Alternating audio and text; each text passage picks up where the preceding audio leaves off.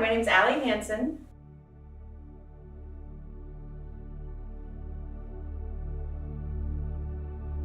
I grew up in a really good Christian family, always went to really good churches, and I kind of had my first wandering experience later in life when I was 18, and I started making bad choices and doing things that I never really saw myself doing before.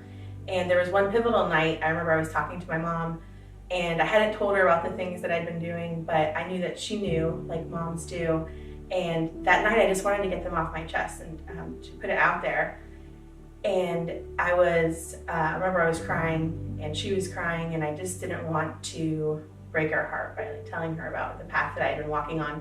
So I remember the big thing she said to me that night that stood out to me about this story and this pivotal point was she looked at me and said, "Allie, there's nothing that you could ever do that would make me love you any less." And that has stuck out to me kind of the rest of my life, because that's the way that God looks at us. So I turned 30 in April, and that was kind of a big time for me, because I think most of us, when we're turning a new age or a new decade, you kind of look back on the past. And I looked back at my 20s with just a lot of regret. I looked at the things that I'd done, and I just felt kind of used up. And I think women especially are bad at doing this, at looking at the things we've done and feeling that we're somehow disqualified from being used by God. And I felt like it was just late in my life. And I would read books and blogs and go to conferences and hear from all these people, especially women, that had started these amazing ministries. So they started a nonprofit. And I just felt like my best days were kind of behind me. And through Ascent and through God working at Ascent, I feel like a new passion about my future and about serving Him. I feel a greater purpose in my life.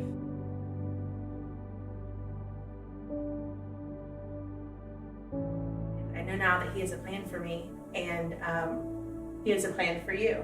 And if you're like me and you feel disqualified about being used by Him because of things you've done in the past, there's a verse that I love.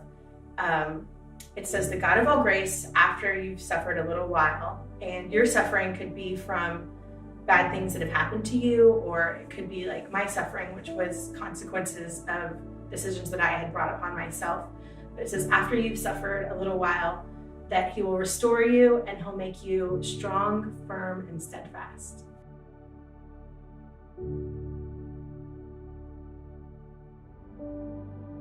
I know that I'm not always going to get it right, but I also know that His love is steadfast and it's constant. God is writing His own perfect plan for my life, and I don't need to look to my right or to my left, but just look to Him and trust His plan for me every day.